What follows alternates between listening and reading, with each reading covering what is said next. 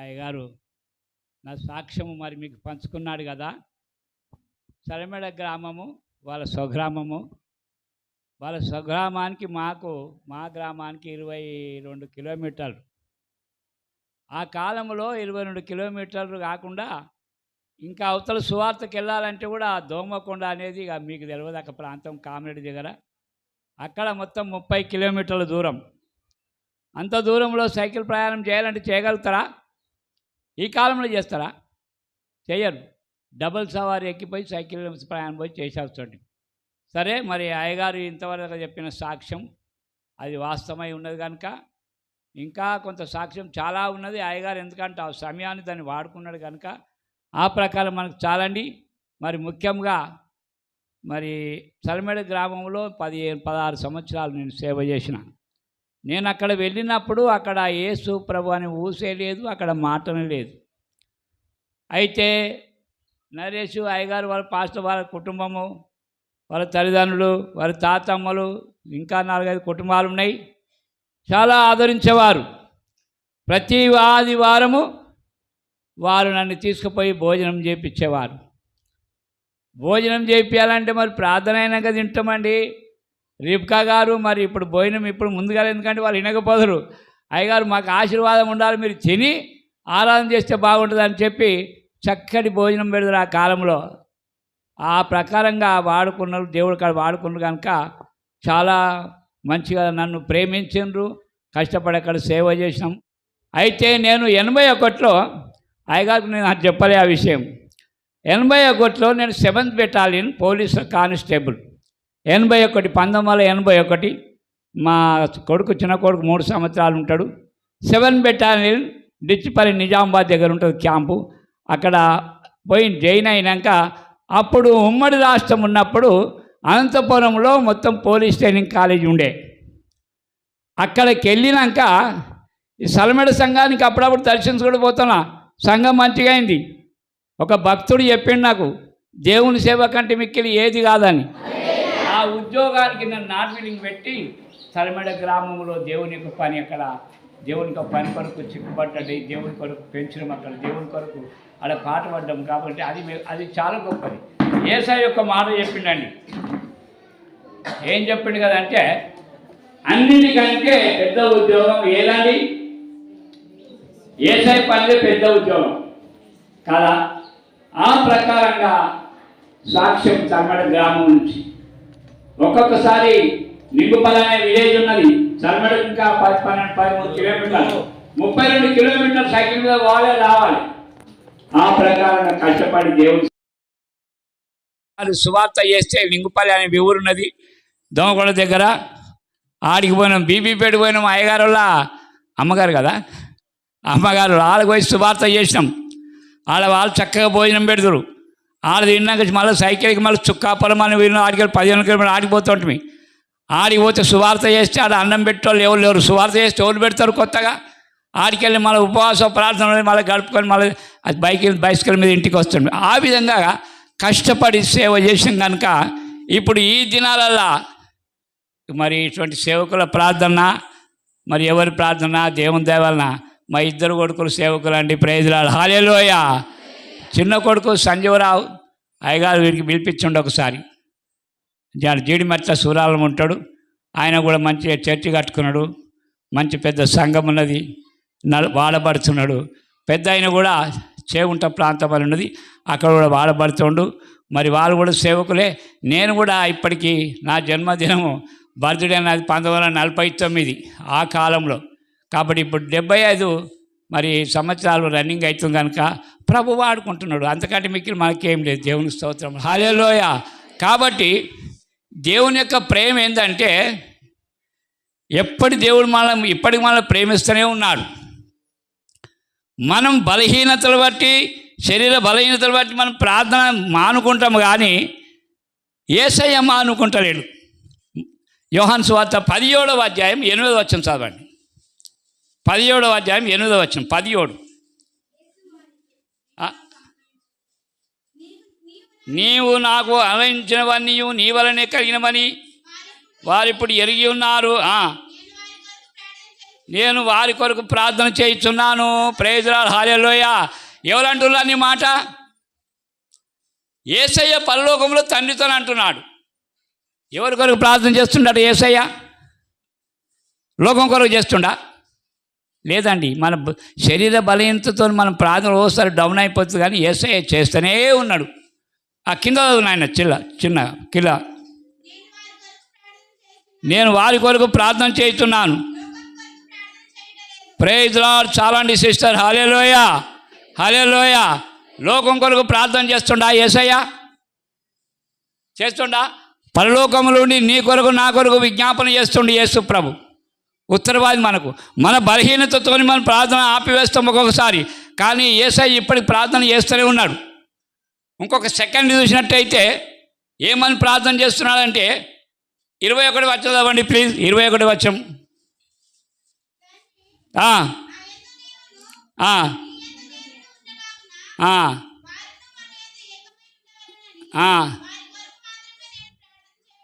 చాలండి ప్లీజ్. అయితే వారిద్దరు కలిసి మనతోని ఏకమై ఉండాలని నేను ప్రార్థన చేస్తానని అని తండ్రి అంటుండు. మరి దేని కొరకు చేస్తుండు? కింద చదవండి, అట్లాగే రండి. వారి వాక్యం వలన నాయన విశ్వాసంతో వారందరూ ఏకమై ఉండవాలని. ప్రైజ్ ది లార్డ్, హల్లెలూయా, హల్లెలూయా. ఎవరి కొరకు చేస్తుండండి యేసయ్య? వారు ఏకమై ఉండవాలని. సంఘము ఎవరు ఏకమై ఉండాలి? సంఘం అంతా ఏకమై ఉండాలా లేదా? ఒక ఆదివారం వచ్చిందంటే ఒకళ్ళు మా ప్రార్థనకు వస్తారు, ఒకళ్ళు మా కోడికకు రారు, అంతేనా కదా? మనము ఏకమై ఉండాలని ప్రార్థన చేస్తాడు. సంఘం అంటే అంత బలమైనది కదా. పాతాళంలో ఒక ద్వారములు సంఘం ఎదుట నిలుస్తాయా? నిలవై. సంఘం అంటే సంఘం కొరకు ప్రార్థన చేస్తుండు. సంఘం కొరకు ఏంటి? వాళ్ళు మన యందు ఉండవాలని కాదు తండ్రి, వాళ్ళు ఒకరితో ఒకరు ఏకమై ఉండవాలని వారి కొరకే ప్రార్థన చేస్తున్నాను అంటుండు పరలోకంలో తండ్రి దగ్గర. ప్రైజ్ ది లార్డ్, హల్లెలూయా, హల్లెలూయా. సంఘం మౌనం దాచడానికి అవసరం లేదు. సంగమా మౌనము దాల్చకుమా. ఇంకేముందండి? కోచేటి పనిలోన. ప్రైజ్ ది లార్డ్, హల్లెలూయా. కోసేటి పనిలో ఏం చేయాలి? మనం కోత కోస్తూ ఉంటే ఇంకా వెనకకెళ్ళి వచ్చిన ఏం చేయాలి? వడ్లు మెయింటైన్ చేయాలి కదా. కోసేటి పనిలో పాలొందాలి. ఇక్కడ సంఘం గురించి దేవుడు ఇక్కడ యేసయ్య విజ్ఞాపన చేస్తూ దేవుని దగ్గర కోరుతున్నాడు. దేవునికి స్తోత్రం కలుగుగాక. హల్లెలూయా, హల్లెలూయా. ఒక సమరయ స్త్రీ దగ్గరికి యేసయ్య వచ్చిండు. దయచేసి అది ఒక మాట మీకు బయట పెట్టాలనుకున్నా. మీకు తెలిసి ఉండొచ్చు, కానీ నేను మళ్ళీ దాన్ని రిపీట్ చేస్తా. యోహాను సువార్త 4వ అధ్యాయం చూడండి. 4వ అధ్యాయం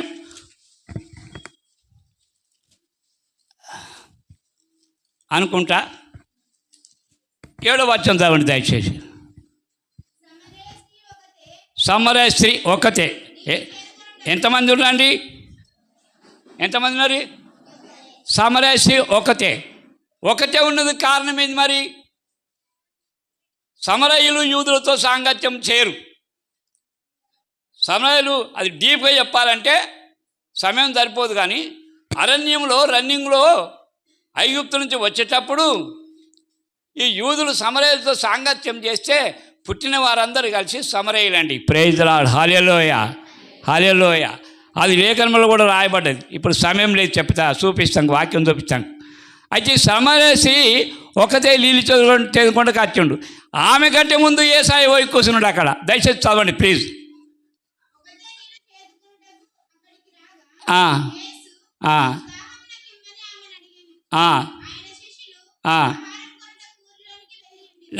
చూడండి ప్లీజ్. 5వ వచనం చదవండి ప్లీజ్. 5వ వచనం.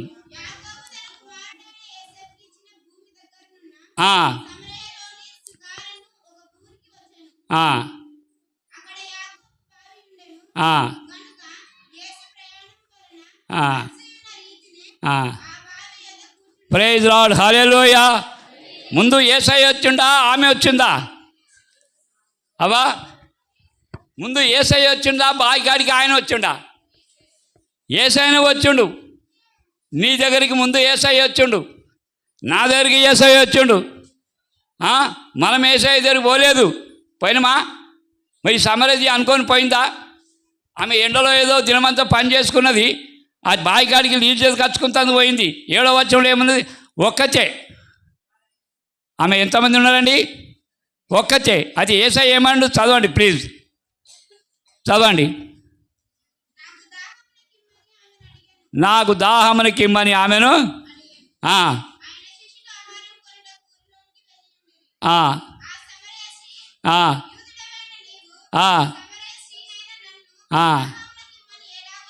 Praise lord. హల్లెలూయా, హల్లెలూయా.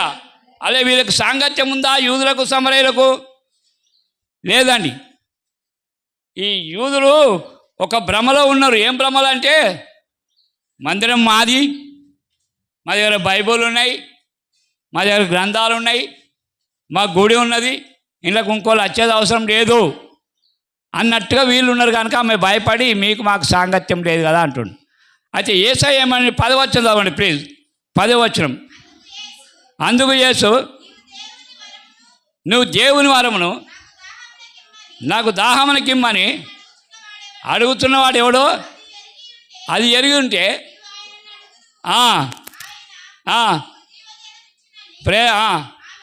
Praise lord. హల్లెలూయా. ఏమంటున్నాడు యేసయ్య? ఈమెలో దేవుని వరం ఉన్నదట.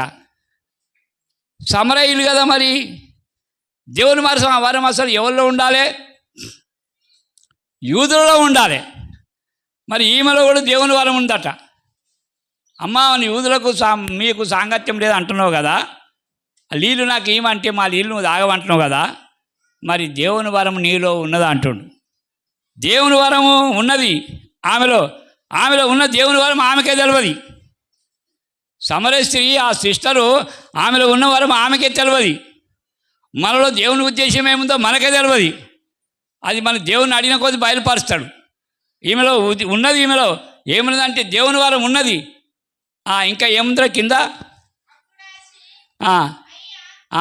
చూడండి దయచేసి. 10 వింటారు కదా, జీవజలం ఇచ్చిన ఉన్నది కదా, 10 లాస్ట్ పేర ఉన్నది చూడ, లాస్ట్ లైన్. అది ఎరిగి ఉంటే నువ్వు ఆయనకు జీవజలం ఇచ్చును. Praise lord. హల్లెలూయా, హల్లెలూయా. ఏమిస్తాడట? జీవజలం ఇస్తాడట. మరి వరం అయితే ఉన్నది కదా, వరం ఉన్నప్పుడు జీవజలంలో ఓళ్ళు ఇవ్వాలి. అయ్యా, జీవజలంలో ఓళ్ళు ఇవ్వాలి, జీవజలములు ఓళ్ళు ఇవ్వాలి. ఆమెలోనే ఉన్నాయి జీవజలములు, కానీ బయటకు వస్తలేవు. ఆమెలో ఉన్నాయి. ఇక్కడ అన్యజనుల గురించి చెప్తా ఉన్నాడు యేసయ్య. ఏం చెప్తున్నాడు? ఇక్కడ అన్యజనుల గురించి చెప్తా ఉన్నాడు. ఇక్కడ చూసినట్టయితే దయచేసి ఇంకో మాట చూడండి, అట్టే పట్టుకోండి. మార్క్స్ వార్త 11 తీయండి. యేసయ్య చెప్పిన మాటలు 11:15 వచనం దయచేసి చదవండి.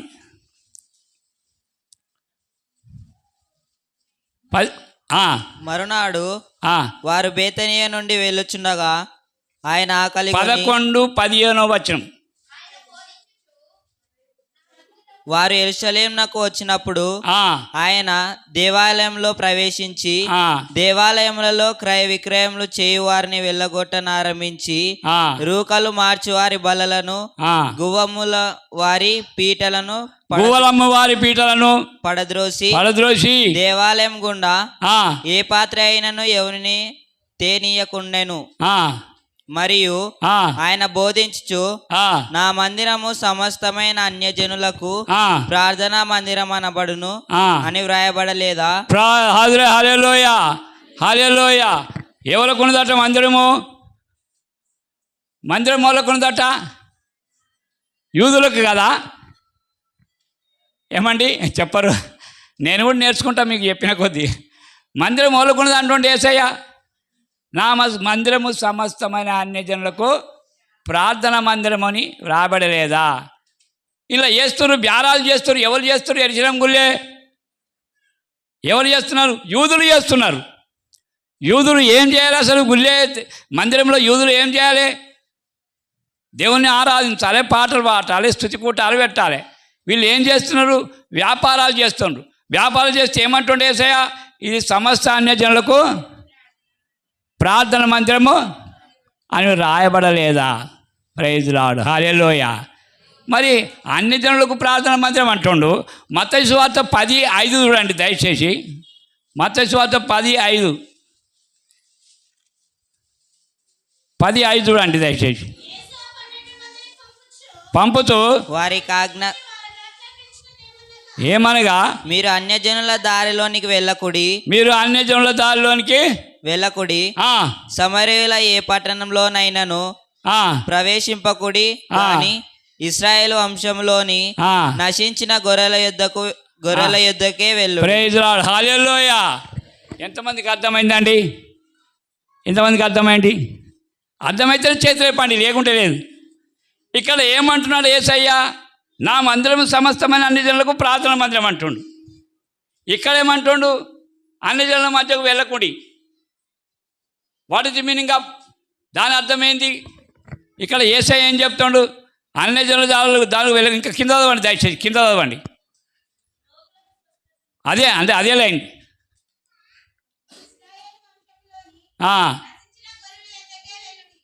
వెళ్ళుచు పరలోక రాజ్యం సమీపించున్నదని ప్రకటించుడి. చాలండి.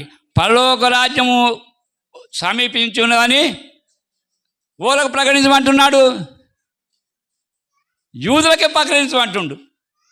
అంటే అన్ని జనులకు తెలుసు అన్నట్టే కదా. ఇక రక్షణ పొందిన వాళ్ళకు రక్షణ సంగతి మనకే చెప్తారు వాళ్ళు మాత్రం, కానీ వాళ్ళు రక్షణ పొందరు వాళ్ళు. కాబట్టి వాళ్ళు కూడా నశించిపోవద్దని దేవునికి ఇష్టం. ఈ యూదులందరికీ ఏమున్నదంటే అన్నీ కలిగి ఉన్నాయి. పరలోక రాజ్యం సంగతి వీళ్ళకే తెలియదు. ఎన్ని వచనం అండి అది? ప్లీజ్, అది ఎన్ని వచనం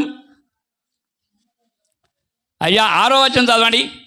ఇశ్రాయేలు వంశంలోని నశించిన గొర్రెల యొద్దకే వెళ్ళుడి, వెళ్ళుచు పరలోక రాజ్యం సమీపించినదని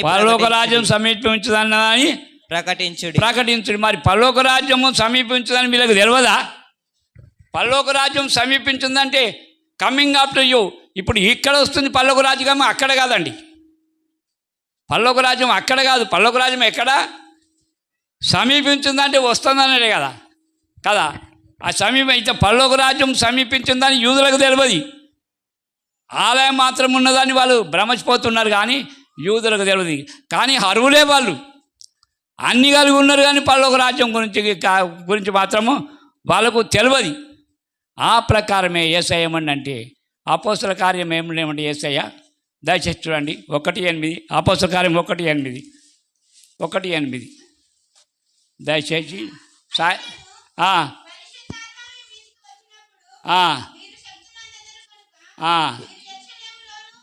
యూదయ సమరయ దేశంలో హల్లెలూయా. ఏమండి? సమరయలో ఇడిచిపెట్టకమంటాడు. యూదయ సమరయ అందంతటను అన్నాడా లేదా? సమరయులను మాత్రం విడిచిపెట్టద్దని చెప్పినప్పుడు.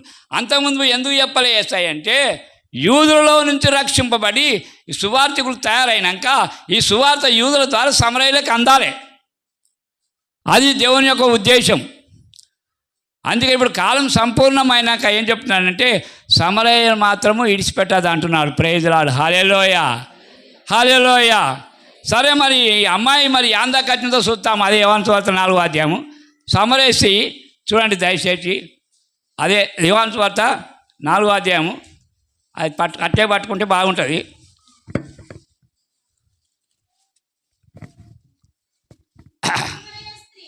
అయ్యా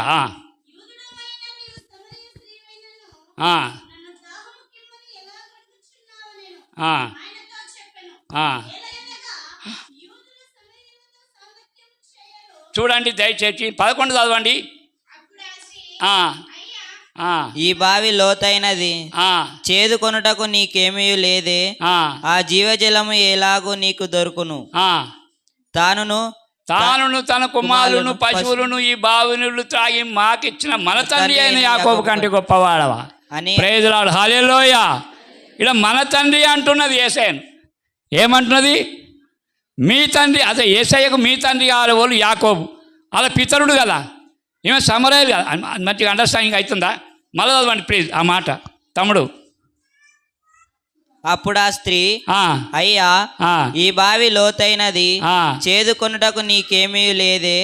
ఆ జీవజలము ఎలాగు నీకు దొరుకును? ఆ, తానును ఆ, తన కుమారులను పశువులను ఆ. ఈ బావి నీళ్లు త్రాగి ఆ. మాకిచ్చిన మన తండ్రి అయిన యాకోబు కంటే మన తండ్రి అయిన యాకోబు కంటే నీవు గొప్పవాడవా? ప్రైజ్ లార్డ్, హల్లెలూయా. అంటే మన తండ్రి కంటే నువ్వు గొప్పవాడవా అన్నప్పుడు మన అంటున్నది అమ్మాయి. ప్రైజ్ లార్డ్, హల్లెలూయా. యేసయ్య ఆమె సాటిగానే అన్నట్టు కదా. మన అంటే ఇక వాళ్ళిద్దరు కలిసినట్టే కదా. అంటే ఈ యాకోబు తన కుమారుడికి యేసోపుకి ఇచ్చిన బాయి ఆయనకు రెండంతలు ఇచ్చిండు కదా ఆశీర్వాదము. ఆ బాయిని ఈమె జ్ఞాపకం చేస్తుంది. ఆ లేఖనాలన్నీ ఆమెకు తెలుసు, కానీ మాత్రం దేవాలయంలో రాణిస్తలేరు. అసలు విషయం అది. వాళ్ళిద్దరికి సంభాషణ జరుగుతూ ఉన్నది. అవా చెప్తే ఇన్ని వాళ్ళకు సువార్త ఎవరు చెప్తుంటారు ఇక? ప్రైజ్ లార్డ్, హల్లెలూయా, హల్లెలూయా. ఎవరు చెప్తుంటారు ఇక? దేవుడే చెప్పాలి ఇక. యేసయ్యను స్వయంగా పోయిన ఆమె దగ్గరికి సంభాషణ నడుస్తూ ఉన్నది వాళ్ళిద్దరికే, ప్రభువుకు ఆ స్త్రీకి నడుస్తూ ఉన్నది. ఎన్నో వచనమండి? అయ్యా. అందుకు యేసు, ఈ నీళ్లు త్రాగు ప్రతివాడును మరలా దప్పిగొనును, నేనిచ్చు నీళ్లు త్రాగు ప్రతి చూడండి 20వ వచనం చదువు నాయన ప్లీజ్.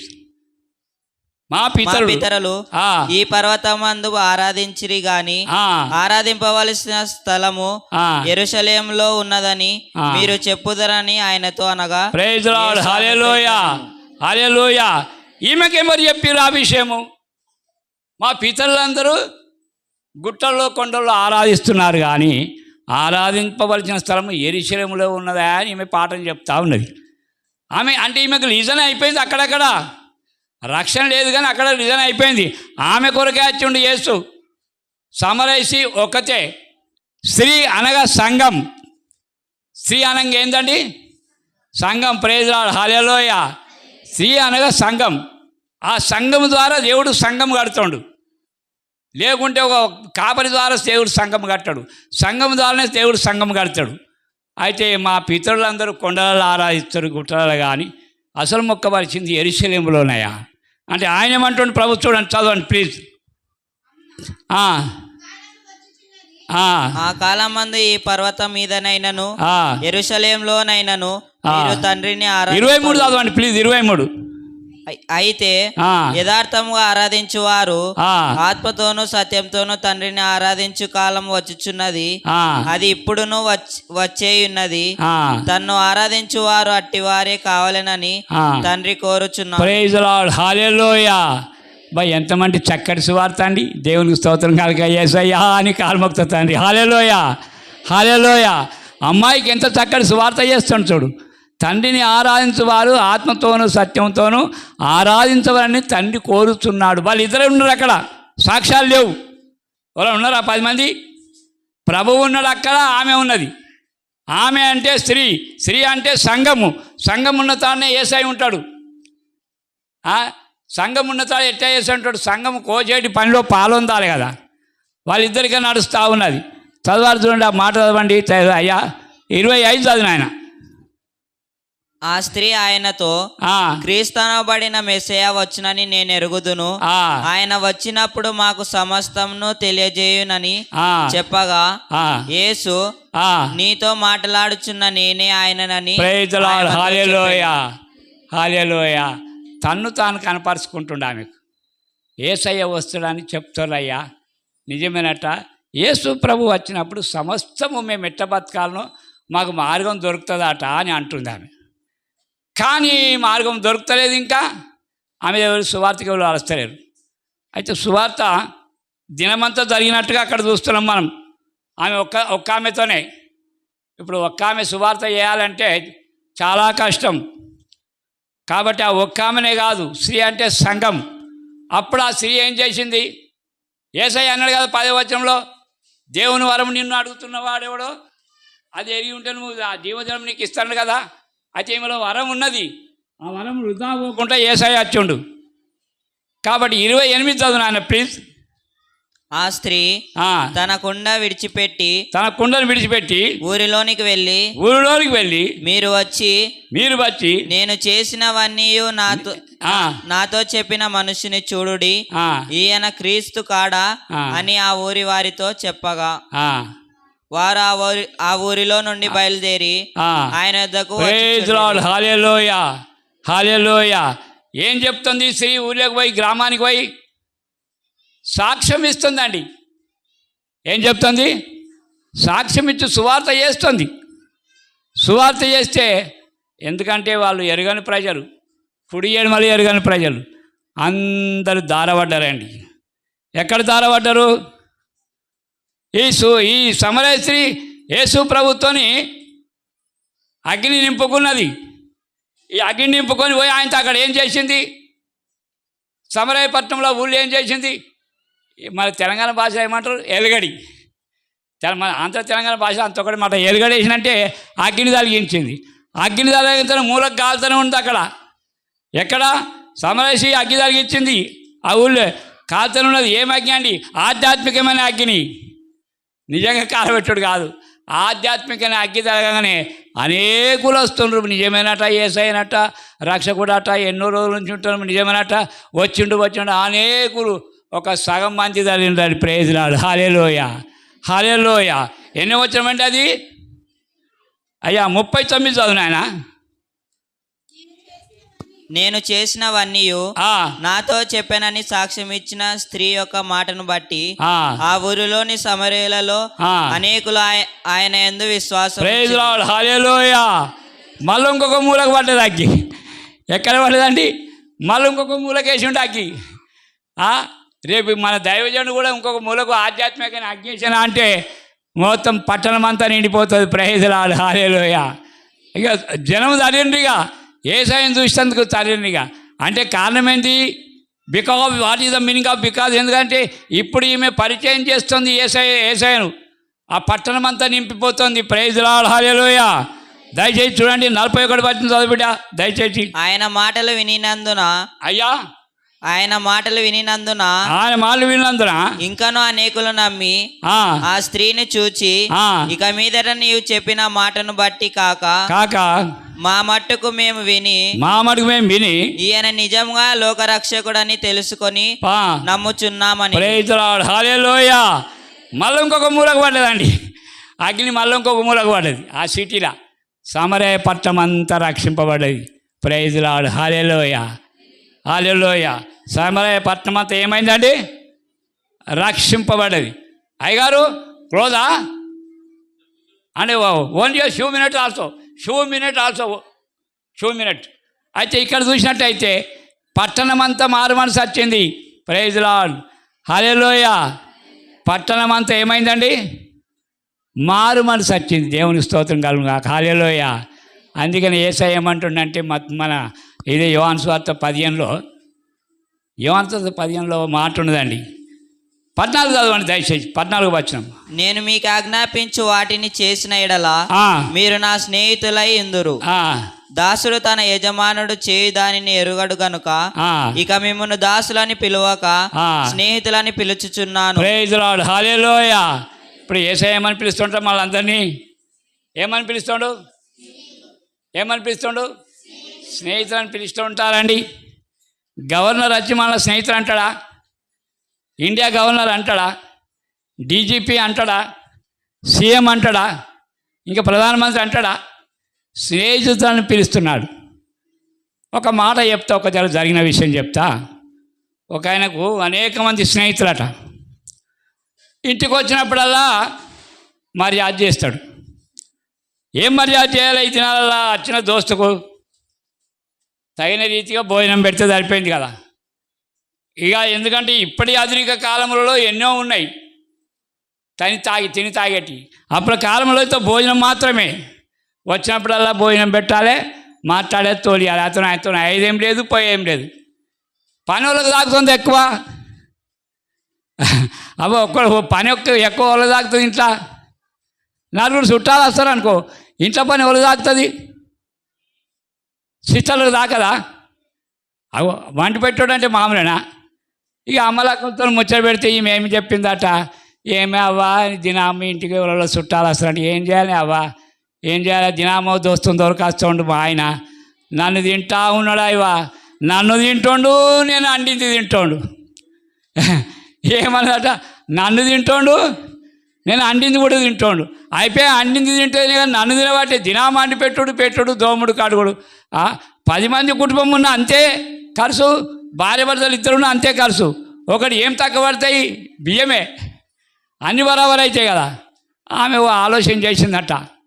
ఏం ఆలోచన చేసిందంటే చక్కటి ఆలోచన చేసింది. ఇక సమయం కూడా దగ్గరికి వచ్చి నేను ముగిస్తా. కానీ ఏం ఆలోచన చేసిందట, ఇక మళ్ళీ ఎందుకంటే నాకు తినమరి కూడా వస్తూ ఉంటాడు కదా, మళ్ళీ వస్తుండట. గాడికి వెళ్ళి వచ్చేటప్పుడే ఈమె రోట్ల మిరపకాయలు వేసి దంచుకుంటూ ఏడుస్తుందట. రోట్ల మిరపకాయలు వేసి అప్పుడు దంచుతురారండి రోకలు బండ రోకలతోని కదా. ఇసురావు తెలుసు ఆమెకు, అప్పుడు అవే ఉండే కదా. దంచుకుంటూ ఏడిస్తే ఈయన వచ్చిండట. అమ్మ రమేష్ ఉండ, ఆయన పేరు రమేష్. ఉండా అంటే అయ్యా లేడా అయ్యా అనుకుంటూ ఏడుస్తుందట.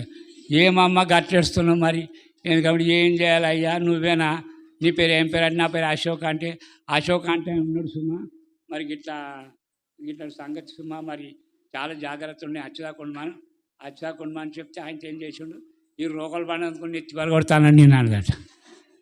ఓ అబ్బో ఈయన పని చేసేటట్టున్నారు అనుకున్నాడు. అమ్మ నీ దండాలు పెడతా, మంచిగా చెప్పినావమ్మా, ఇక మంచిగా చెప్పినావమ్మ నీ దండాలు పెడతాను. ఇక ఉరుకుతానున్నట్టుగా ఆడు కొనాకులు దాటంగానే భర్త వచ్చిండు. భర్త వచ్చేవారు కదా ఇంట్లో ఏమేంత మంచిగా అంటే మీ దోస్తట కదనే వచ్చిండు అని ఇంక మళ్ళీ ఏడ్చుకుంటూ కూర్చుందట. అని ఇంకెక్కువ పెడుతుందట. ఎందుకు ఏడుస్తున్నావు మరి, ఆడవాళ్ళకి జల్దిన వస్తుందా దుఃఖం, ఎందుకు ఏడుస్తున్నావు మరి, ఎందుకు ఏడుస్తున్నావు అంటే గిట్ల సంగతని దోస్తట బంగారం అంటే మనిషి ఉన్నట్టుండు, చాలా చక్కగా మాట్లాడిండయా అంటే. మరి మంచిగా మాట్లాడగా నువ్వెందుకు ఏడుస్తున్నావు, లేదయ్యా వాళ్ళ ఊళ్ళో వాళ్ళ దేశంలో ఈ రోకల బండ దొరకాయట, ఈ రోకల బండ ఈమెను వచ్చిండయా, ఇస్తే నువ్వేమంటావు అని నేను ఆయనతో భయపడుకున్నాడు. నీ అవ్వ మరి ఇక్కడిదే నేను కూడా ఇస్తాను, ఇద్దరు కొండపోయి పోవాయా గిడికెళ్ళి పోతుండట అన్నట. ఆ రోకల బండ ముందు పెట్టుకొని తాగుండట. కనబడ్డాట, అరే అశోకులు ఎవరు అంటే వెనకకు చూసిండు, అరే రోకల బండ చంపేందుకు వస్తుండు అనుకుని ఏం చేసి వీడు ఆడేవాడా వీడేవాడా. అవ్వ మళ్ళీ సార్ దోస్తు వస్తాడా అయ్యా, ఇంకా వస్తాడు దోస్తు. ఇక ఆడికెళ్ళి దోస్తుడు రాకుండా బాగుంది. ఆమె మంచి పాయింట్ చేసింది, ఎందుకంటే ఆలోచనలు బాగా పుడతాయి. ఆమె దేవుని బిడ్డలో కాదు తెలియదు. కానీ మాత్రం ఇక్కడ ఈ సమరేసి ఎంతమందికి రక్షణ ఇచ్చింది, ఊరంతా మారిపోయింది. ఎంతమందికి రక్షణ ఇచ్చిందండి, ఊరంతా మారిపోయినరు, మొత్తం పట్టణమే మారింది. ఎందుకంటే ఎవరో ప్రార్థన చేసిండ్రు, నువ్వు నమ్మినవు. నా కొరకు ఎవరో ప్రార్థన చేసిండ్రు, నేను నమ్మిన. నా కొరకు సువార్త కొరకు ప్రార్థన చేస్తే నేను బయలుదేరినా, నీ కొరకు ప్రార్థన చేస్తే నువ్వు బయలుదేరినవు. లేకుంటే మనము వండుకున్నదంతా మనమే తింటాం అనుకో. తెలంగాణ భాషలో మన ఆంధ్ర తెలంగాణ భాషలో మాట ఉన్నది, ఏనుగు తెచ్చుకున్నట్టు ఏనుగే తింటుందట. 10 మోపుల గడ్డి పోసుకొస్తాడు దానికి, అది ఒకటి తింటుంది. అది ఎంత పని చేస్తుంది, నాగలు దుంతుందా, ఏమైనా పని చేస్తా చేయది. అంటే ఇతరులకు మేలుకరంగా ఉండేది పశువు మాత్రమే. పశువు నాగలు దుంతే 10 మంది బతుకుతారు, గడ్డి దొక్కిస్తారు, బంతి కొడతారు, అన్ని విధాలు పెండ పెడితే కూడా పని చేస్తుంది. ఆ ప్రకారం ఉపకారం లేని ప్రయోజనం ఎందుకు ఇక. అయితే ఒకడు ఏం చేసినట, భార్యతో పోరుపడ్డాడట. భార్యతో పోరుపాడు ఏం చేసిండట, ఇక ఏమరా ముఖం మార్చుకున్న దినాంలో అవుతుందంటే ఏం చేయాలనే, మా భార్యతో పోరుపాడేసరి నీ అవి ఎందాకంటే వాడు ఆడ పరిసచ్చింది రాయమని అంటట. ఆయన ఎంత మంచిగా బుద్ధి చెప్పిండు చూడు.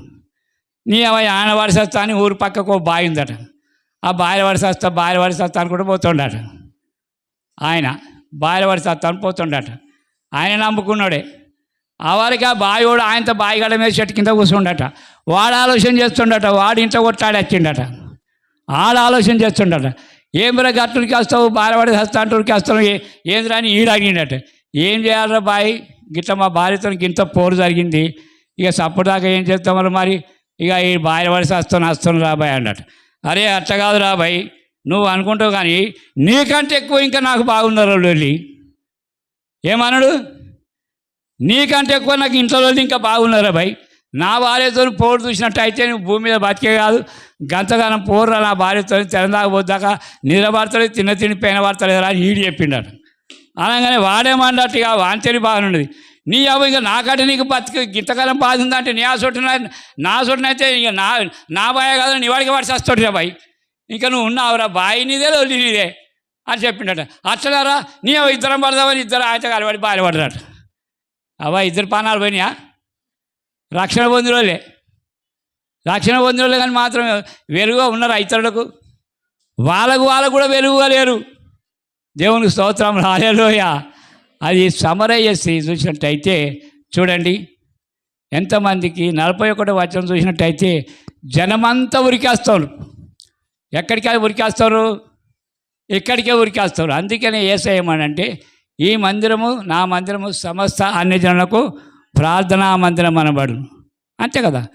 ఇక ఇంకా అంతకుముందు చూసినట్టయితే ఇశ్రాయేలు దేశంలో నశించిన గొర్రెల యొద్దకు వెళ్ళి పరలోక రాజ్యమును వచ్చునని ప్రకటించుడి. పరలోక రాజ్యం సమీపించి ఉన్నదట. పరలోక రాజ్యం ఎక్కడ లేదండి. పరలోక రాజ్యం ఎక్కడుంటుంది? ఇప్పుడు సమయం లేదు కానీ 21 ప్రకటన 21 ఎక్కడున్నది పరలోక రాజ్యము? నూతన భూమి నూతన ఆకాశం ఇక్కడ, 1000 రాజ్యం, పరలోకము అక్కడ. కాబట్టి పరదేశం ఇప్పుడు ఎక్కడున్నది? అప్పుడు పరదేశం ఇంకేంది? పాతాళం, భూమి కింద ఉండే కదా. ధనవంతుడు అక్కడ కాలుతుండు కదా అప్పుడు. కాబట్టి ఇప్పుడెక్కుంది పరదేశం ఎక్కడ పోయింది? ఆది కాలంలో అవ్వ ఆదాములు దేవుడు వెళ్ళగొట్టినప్పుడు ఖడ్గజాలాలు పెట్టిండు. మళ్ళీ ఏ దేనిలోనికి పోకుండా ఎందుకు పెట్టిండు ఖడ్గజాలాలు? ఆ జీవవృక్ష ఫలము తింటే ఎప్పటికీ జీవిస్తారు. కాబట్టి ఒకవేళ ఖడ్గజాలాలు తోసుకొని కూడా ఆదామ పోవచ్చు, కానీ ఆ ఖడ్గజాలాలకు ఏమవుతాడు? ఆహుతి అయిపోతాడు. అర్థమవుతుందా అండి నా భాష? ఈ ఖడ్గజాలాలు తోసుకొని ఒకవేళ ఆదాము వెళ్ళినట్టయితే ఆ ఖడ్గజాలాలకు ఏమవుతాడు? ఆయన ఆహుతి అయిపోతాడు. అందుకనే ఆ విధంగా ఆహుతి కాకుండా యేసుక్రీస్తు ఆదాము కొరకే కాదు మన అందరి కొరకు శిలువ మీద ఆహుతి అయిపోయాడు. దేవుని స్తోత్రం, హల్లెలూయా, హల్లెలూయా. అయితే అప్పుడు ఆ యొక్క జీవవృక్ష ఫలము తినడానికి వీల్లేదు, కానీ ఇప్పుడు మనకు వీలున్నది. ప్రకటన గ్రంథం 2:7 దయచేసి చూడండి ఆ మాట. ప్రకటన గ్రంథం 2:7 ఇప్పుడు జీవవృక్ష ఫలం తినడానికి మనకు ఈజీగా ఉన్నదండి, ఈజీగా ఉన్నది. దయచేసి ఆ మాట చూడండి, బంద్ చేస్తే కానీ. చెవిగలవాడు ఆత్మ సంగములతో చెప్పుచున్న మాట వినుగాక. జయించువానికి దేవుని పరదేశులో ఉన్న జీవవృక్ష ఫలములు భుజింపనెత్తును. ఇప్పుడు జీవవృక్ష ఫలములు ఫ్రీగా మనం యేసయ్య రక్తంలో కలబడం కనుక ఆధ్యాత్మికంగా కడువైనాక జీవవృక్ష ఫలములు తినటానికి మనకు అది ఉన్నది. కాబట్టి ఇక్కడ సంఘము ప్రకటన గ్రంథం 22లో ఒకటి ఉన్నది. యేసయ్య చెప్పిండుగా సమరయుడితోని జీవజలములు ఇస్తున్నాడు కదా. ఆ జీవజలములు ఎక్కడికి వెళ్ళి ఎక్కడికి చూద్దాం దయచేసి. ఆ మాట చెప్పి నేను ముగిస్తానండి. ప్రకటన గ్రంథం 22 మొదటి వచనం చదవండి దయచేసి. మరియు స్ఫటికము వలె మెరినట్టి జీవజలముల నది దేవుని యొక్కయు గొర్రెపిల్ల యొక్కయు సింహాసనం నొద్ద నుండి ఆ పట్టణపు రాజవీధి మధ్యను ప్రవహించుట ఆ దూత నాకు చూపెను. ఎన్నో వచ్చం అండి అది? మొదటి వచ్చం. మరియు స్ఫటికము వలె, దయచేసి నాకు మంచిగా సాయం చేయండి చదివి. స్ఫటికము వలె మెరైనట్టి జీవజలముల నది దేవుని యొక్కయు గొర్రెపిల్ల యొక్కయు సింహాసనం నుండి ఆ పట్టణపు రాజభూమి మధ్యను ప్రవేశించుట ఆ దూత నాకు చూపాను. ప్రైజ్ లార్డ్, హల్లెలూయా. ఈ జీవజల నదులు ఎక్కడికి వెళ్ళి ఎక్కడ వస్తాయట? గొర్రెపిల్ల యొక్కయు దేవుని సింహాసనము, గొర్రెపిల్ల యొక్కయు దేవుని సింహాసనం వారి మధ్య నుండి జీవజల నదులు ప్రవహిస్తూ ఉన్నాయి. ఇక్కడ ఎక్కడ ప్రవహిస్తున్నాయండి? ఎక్కడ ప్రవహిస్తున్నాయట? అవా ఆ పట్టణపు రాజవీధి మధ్య పట్టణం అనగా ఇశ్రాయేల్ సంఘము, ఇశ్రాయేల్ సంఘం యూదా గోత్రం అనగా దేవుని యొక్క సంఘం, యేసయ్య సంఘం. ఈ సంఘంలో జీవజల నదులు ప్రవహిస్తూ ఉన్నాయి. ఎవరి ద్వారా ప్రవహిస్తున్నాయి? సమరయ పట్టణంలో జీవజల నదులు ఎక్కడికి వెళ్ళి వస్తున్నాయి? సమరయ సీ ద్వారానే వస్తున్నాయి. సమరయ సీ ద్వారా అక్కడికి ఆ సంఘం మీద కుమ్మరింపబడుతున్నట్టుగా మనం చూస్తున్నాం. ఇప్పుడు అదే ఆదాము పోకుండా ఖడ్గజాలు పెట్టినటువంటి ఆ తోటలో ఉన్నటువంటి ఏదేను తోటలో ఉన్నటువంటి ఆ యొక్క జీవవృక్షం ఎక్కడుందండి? ఇప్పుడు పరదేశంలో ఉన్నది. ఆ జీవవృక్షం మనం తినటానికి మనకు వీలు కల్పించండి యేసయ్య. దేవుని స్తోత్రం కలుగుగాక. హల్లెలూయా, హల్లెలూయా. ఇప్పుడు సమరయ శివాలయం మనం ఉందామా? దేవుని స్తోత్రం, హల్లెలూయా. కాబట్టి సంఘం అంతా ఏమైంది? మన తెలుగు భాషలో సమరయ ఏం చేసింది? అగ్గేసింది. సమరయ పట్టణంలో అగ్గేసింది. ఎక్కడ? 35వ వచనంలో 38 చూసినట్టయితే పట్టణం అంతా తలగబడ్డది. మళ్ళీ తర్వాత ఏమన్నది? 38 చూసినట్టయితే ఇంకో దిక్కు అగ్గేసింది, అక్కడ తలగబడ్డది. 41 చూసినట్టయితే ఇంకో దిక్కు అగ్గేసింది. ఒక్క ఆమెనే గంత అగ్గిలేస్తే పట్టణం అంతా అగ్గి ఆధ్యాత్మికంగా కాలిపోయి అంత రక్షణ పొంది అక్కడ శాంతి సమాధానం నిత్య కళ్యాణం పచ్చతోరణం అయిపోయింది సమరయ పట్టణం. Praise lord, hallelujah, hallelujah. దేవుడి మాట దీవించును గాక. Thank you, praise lord.